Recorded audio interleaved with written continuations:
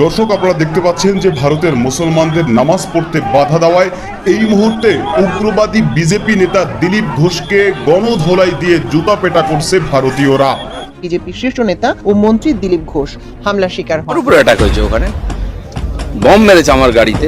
বাংলাদেশে বা পাকিস্তানে চলে যান, সেখানে গিয়ে নামাজ পড়ুন। এই মন্তব্যের পর কিভাবে তিনি সাধারণ জনগণের তীব্র রোষানলে এবং তোপের মুখে পড়লেন। পাকিস্তান চলে যান, এখানে নামাজ পড়ুন, কেউ বলবে না, এখানে চলবে না। এইসব সরকার পাল্টে গেছে, লোক পাল্টে যায়, এগুলো বন্ধ করবো বলে, আর বন্ধ হবেই জেনে রাখ। আর ওনারা কে?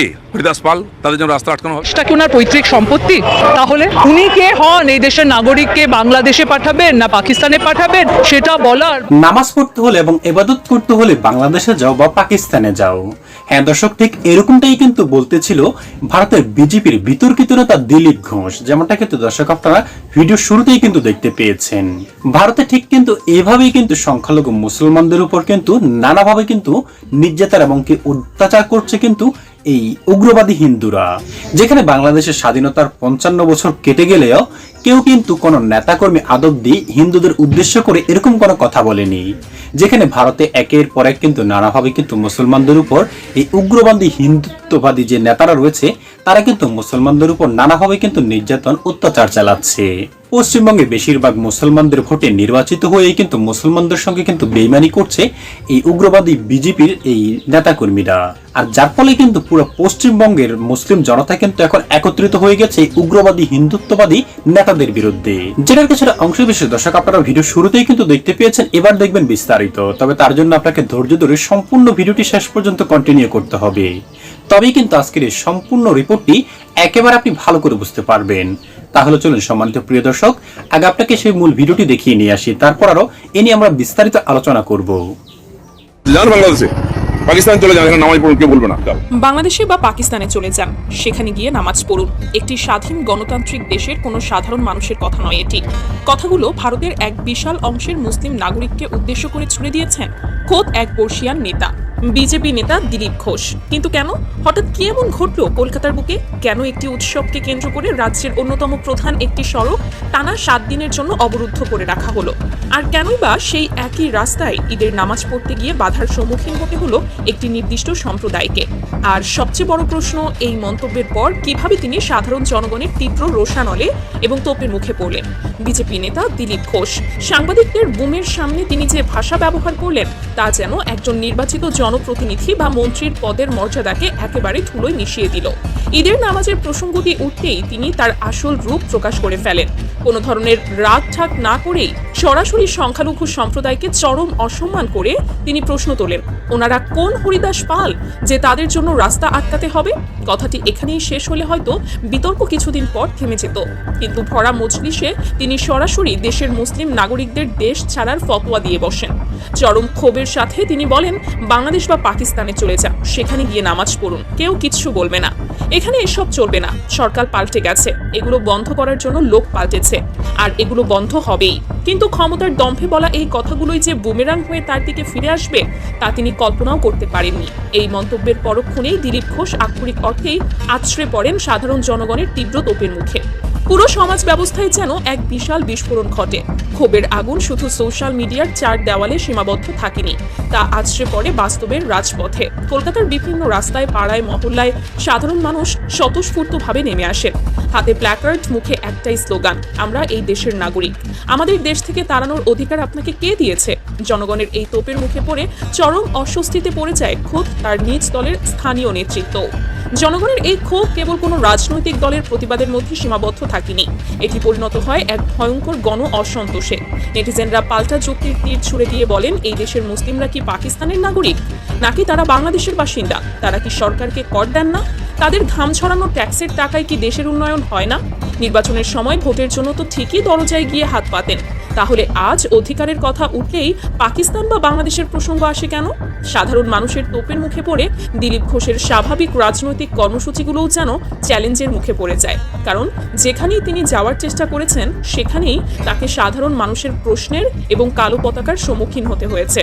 বিশ্লেষকরা বলছেন, দিলীপ ঘোষের এই মন্তব্য কেবল একটি সম্প্রদায়ের মানুষের আবেগের অবমাননা নয়, বরং এটি ভারতীয় সংবিধানের চরম অবমাননা। ভারতের সংবিধানে স্পষ্ট বলা আছে, রাষ্ট্র কোনো নির্দিষ্ট ধর্মের প্রতি পক্ষপাতিত্ব করবে না। কিন্তু যখন কোনো রাজনৈতিক দলের শীর্ষ পর্যায় থেকে এই ধরনের বিভাজনমূলক কথা বলা হয় তখন তা সমাজের গভীরে থাকা সম্প্রীতির সুতোটাকে ছিঁড়ে ফেলার উপক্রম করে। অনেকেই মনে করছেন এটি কোনো মুখ ফসকে বেরিয়ে যাওয়া কথা নয়, বরং এটি একটি সুপরিকল্পিত রাজনৈতিক বয়ান। জনগণ এখন বুঝতে শিখছে, তারা এখন আর অন্ধের মতো রাজনৈতিক নেতাদের কথায় বিশ্বাস করে না। তারা দেখছে কিভাবে নিজেদের স্বার্থ সিদ্ধির জন্য ধর্মকে ঢাল হিসেবে ব্যবহার করা হচ্ছে। যখন সুবিধা হয় তখন সম্প্রীতির বুলি আওড়ানো হয়, আর যখন কেউ নিজের অধিকারের কথা মনে করিয়ে দেয় তখনই তাকে ভিনদেশী তকমা দিয়ে মুখ বন্ধ করার চেষ্টা করা হয়। সাধারণ জনতার এই ব্যাপক প্রতিবাদ এবং তোপের মুখে পড়ার ঘটনাটি আমাদের সমাজের জন্য একটি বড় সতর্কবার্তা। এটি প্রমাণ করে যে একটি গণতান্ত্রিক রাষ্ট্রে ক্ষমতার চেয়ারে বসে যা খুশি তাই বলার দিন শেষ হয়ে আসছে। আজ যারা বৈষম্যের শিকার হচ্ছেন, কাল কি এই বৈষম্যের আগুন অন্যদের ঘরে পৌঁছাবে না? দিলীপ ঘোষের এই চরম বিতর্কিত মন্তব্য, জনগণের তোপের মুখে পড়ার এই ঘটনা এবং রেড রোডের এই দ্বিমুখী নীতি নিয়ে আপনার কি মতামত? দেশটা কি ওনার পৈতৃক সম্পত্তি? তাহলে উনি কে হন এই দেশের নাগরিককে বাংলাদেশে পাঠাবেন না পাকিস্তানে পাঠাবেন সেটা বলার বা সিদ্ধান্ত নেবার উনি কে হন? দেখুন, বিজেপি এবং আরএসএস হচ্ছে দ্বিচারিতাতে সম্পন্ন একটি দল, রাজনৈতিক দল। তারা প্রথমে বলল রেড রোডে নামাজ পড়া যাবে না, নাগরিক হিসেবে আমি সেটাকে স্বাগতম জানালাম, কিন্তু তারপরে রেড রোডকে 7 দিন বন্ধ রাখা যাবে যোগ দিবসের জন্য। এটা দ্বিচারিতা। এই দ্বিচারিতাকে মানুষ দেখছে না। মানুষ তখনই আপনার উপরে বিশ্বাস রাখতে পারবে যখন দেখবে যে তারা শাসক দল একই ইয়ার্ডস্টিক্সে সবার জন্য শাসন করছে। আজকে যখন দেখা যায় যে শুভেন্দু অধিকারী, যার এগেইনস্টে ভিডিওগ্রাফিক এভিডেন্স আছে ঘুষ নেওয়ার, তিনি আমাদের রাজ্যের মুখ্যমন্ত্রী। অজিত পাওয়ার, যার বিরুদ্ধে বলা হয়েছিল 70,000 কোটি টাকার ইরিগেশন স্ক্যাম, স্বয়ং প্রধানমন্ত্রী বলেছিলেন 48 ঘন্টার মধ্যে তার ব্রেকআপে ফ্যাকশনকে এনডিএ শরিক দল হিসেবে নিয়ে নেওয়া হলো। তারপরে যখন বিজেপি দুর্নীতি নিয়ে বড় বড় লেকচার দেয় যে দুর্নীতিগ্রস্ত মানুষদেরকে তারা নেবে না, দুর্নীতিগ্রস্ত মানুষকে তারা বাইরে করতে চায়, তখন মনে হয় এই দলের সামনে দ্বিচারিতা শব্দটাও খুব ছোট শব্দ শোনাচ্ছে। দাঁড়িয়ে সেটা কি ওনার পৈতৃক সম্পত্তি? এই ভারতবর্ষ কি কারোর পৈতৃক সম্পত্তি? তাহলে উনি কে হন এই দেশের নাগরিককে বাংলাদেশে পাঠাবেন না পাকিস্তানে পাঠাবেন না উনি নিজে নেপালে যাবেন সেটা বলার বা সিদ্ধান্ত নেবার উনি কে হন? উনি নিজে সিদ্ধান্ত নিতে পারেন, নিজের পরিবারের সিদ্ধান্ত নিতে পারেন, কিন্তু সাধারণ মানুষ কোথায় থাকবে যারা বৈধ নাগরিক এই দেশের?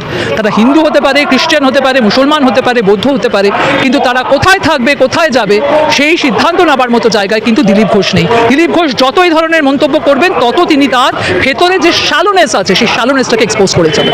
দেখুন, ওনার এত বছরের যারা পিএসও থেকেছে, যার সাথে ওনার একটা কমফোর্টেবল ইকুয়েশন আছে, হঠাৎ করে কি এমন রিসোর্সের শর্টেজ হলো যে তাদেরকে সরিয়ে নিতে হলো? নাম্বার 1। নাম্বার 2, নতুন যাদেরকে প্ল্যান্ট করেছেন গভর্নমেন্ট, তাদের বিশ্বাসযোগ্যতা কতটা আছে? তাদের সাথে উনি তো 3 বারের মুখ্যমন্ত্রী। আমরা ওনার রাজনৈতিকভাবে ওনার বিরোধিতা করেছি এবং করে যাচ্ছি, কিন্তু ওনার পার্সোনাল সিকিউরিটিটা দেখাও তো শাসক দলের কর্তব্যের মধ্যে এবং আমাদের গভর্নমেন্টের দায়িত্বের মধ্যে পড়ে। তো ওনার এই পিএসও নিয়ে এত একটা ছোট জিনিস নিয়ে এই যে নাটক চলছে না, যে একে চেঞ্জ করতে হবে, একে নেব না, এটা নাটক ছাড়া আর কিছু নয়। এবং শুভেন্দু অধিকারীরও বোঝা উচিত যে উনি 3 বারের মুখ্যমন্ত্রী, উনি যদি বেশি কমফোর্টেবল থাকেন না প্রিভিয়াস পিএসওর সাথে, তাহলে তাদেরকে রাখা। বিজেপি যে অটোক্রাটিক রাজ চলছে সেটা কিভাবে আমরা শেষ করতে পারি, গণতন্ত্রকে কিভাবে আমরা এখানে আবার পুনরায় এস্টাবলিশ করতে পারি, সেই নিয়ে আলোচনা হয়েছে। এরকম কোনো মার্জার নিয়ে আলোচনা হয়নি। হাসছে, আপনি হাসছেন না? এনসিপিআই এর নাম শুনেছিলেন আগে কোনোদিন? ককরোচ পার্টিরও নাম শুনেছি আমি, কিন্তু এনসিপিআই এর নাম শুনিনি। হঠাৎ করে সেই পার্টিটা এখন দেশের 5th লার্জেস্ট পার্টি হয়ে গেছে, 20 জন সাংসদ চলে এসেছে। তো এগুলো নাটক। মানুষ কি এত বোকা? আপনার মনে হয় এদের মধ্যে কেউ আবার পুনরায় নির্বাচিত হয়ে ফেরত যেতে পারবে ইন্ডিয়ান পার্লামেন্টে? সবার বিরুদ্ধে এত কেস রয়েছে, এত ইনভেস্টিগেটিং এজেন্সিসকে মিসইউজ করছে বিজেপি, পয়সার যে রিসোর্সেস রয়েছে সেগুলোকে মিসইউজ করছে, এবং তার ফল দেখতে পাচ্ছে। তো যারা আগে বলতো যে কংগ্রেসকে ভোট দিয়ে ভোট নষ্ট করবেন না, লেফট পার্টিকে ভোট দিয়ে ভোট নষ্ট করবেন না, বিজেপির বিরুদ্ধে একমাত্র টিএমসি লড়তে পারে, তাদেরকে জিজ্ঞেস করুন, তারা তো ভোট দিয়েছিল বিজেপির বিরুদ্ধে এই সাংসদদেরকে জিতিয়ে। এখন সেই সাংসদরা গিয়ে এনডিএকে সাপোর্ট করছে, মোদিজিকে সাপোর্ট করছে। এখন তাদের বোঝা উচিত যে তারা শুধু ক্ষমতার জন্য আর পয়সার জন্য রাজনীতি করে, তাদেরকে ভোট দিলে এই দিন দেখতে হয়, কারণ এরা আদর্শের রাজনীতি করে না। দেখুন, এই ডিম থেরাপিটাও না কোনোদিন বাংলা সংস্কৃতিতে ছিল না। বিজেপি মনে রাখতে হবে যে বিজেপিও সারা জীবন ক্ষমতায় থাকবে না। যখন বিজেপি ক্ষমতায় থাকবে না, তখন যদি অন্য কেউ অমলেট থেরাপি করে, তখন তাদের কি অবস্থা হবে? যদি কেউ দুর্নীতি করে থাকে তার জন্য আইন ব্যবস্থা নেবে, আইন শেষ কথা বলবে। তো আইনি ব্যবস্থা নিন, তাকে জেলে পড়ুক, শাস্তি হোক, কিন্তু এই রাস্তায় ডিম ছুঁড়ে, এবং পরিষ্কার দেখা যাচ্ছে যে বিজেপির কর্মীরা ডিম ছুটছে, এইভাবে পুরো রাজ্যের রাজনৈতিক পরিস্থিতি, রাজনৈতিক পরিবেশটাকে খারাপ করার কাজ বিজেপি করছে। দর্শক, পশ্চিমবঙ্গে শুভেন্দু অধিকারী ক্ষমতায় আসার পর থেকে মুসলমানদের উপর কি পরিমাণ অত্যাচার এবং কি নির্যাতন শুরু হয়েছে দর্শক, সেটা কিন্তু একেবারে কিন্তু বলাই কিন্তু দুষ্কর। বিশেষ করে দর্শক, এই গত কোরবানির যে গিয়েছে কোরবানি ঈদে পশু কোরবানিকে কেন্দ্র করে কিন্তু একবার তোলপাড় হয়েছিল কিন্তু পুরো পশ্চিমবঙ্গ। আর এবার আবারও এই বিজেপি অর্থাৎ বিজেপির এই শুভেন্দু অধিকারীর আন্ডারে যে মন্ত্রী রয়েছে দিলীপ ঘোষ, সেই দিলীপ ঘোষ কিন্তু এবার সরাসরি কিন্তু বলেছে যে নামাজ পড়তে হলে এবং কি মুসলমানরা ইবাদত করতে হলে বাংলাদেশ অথবা পাকিস্তানে যাও, যেটা কিন্তু দর্শক আপনারা ভিডিওতে কিন্তু একেবারে সরাসরি দেখতে পেয়েছেন। আর যার ফলে কিন্তু এখন এই বিভেদ সৃষ্টি করে কিন্তু গোটা পশ্চিমবঙ্গে কিন্তু মুসলমান এমনকি হিন্দুত্বের মধ্যে কিন্তু দর্শক একটা বিভেদ সৃষ্টি করে দিয়েছে। সকল মুসলমানরা কিন্তু দর্শক এখন দিলীপ ঘোষ অর্থাৎ বিজেপির যে এমপি মন্ত্রীরা রয়েছে সকলের বিরুদ্ধে কিন্তু এখন তিরস্কার জানাচ্ছে। শুধু পশ্চিমবঙ্গ নয়, গোটা ভারতবর্ষের মুসলমানরাই কিন্তু এখন এই দিলীপ ঘোষ থেকে শুরু করে বিজেপির যারা উগ্রবাদী নেতাকর্মী রয়েছে তাদের বিরুদ্ধে কিন্তু দর্শক একেবারে কিন্তু যুদ্ধ ঘোষণা করে দিয়েছে যে তাদেরকে তো আর ভোট দেওয়া হবেই না, সঙ্গে কিন্তু তাদের এই অমানসিক যে নির্যাতনগুলি মুসলমানদের উপর চালাচ্ছে এগুলোর বিরুদ্ধেই কিন্তু রুখে দাঁড়ানোর ঘোষণা দিয়েছে।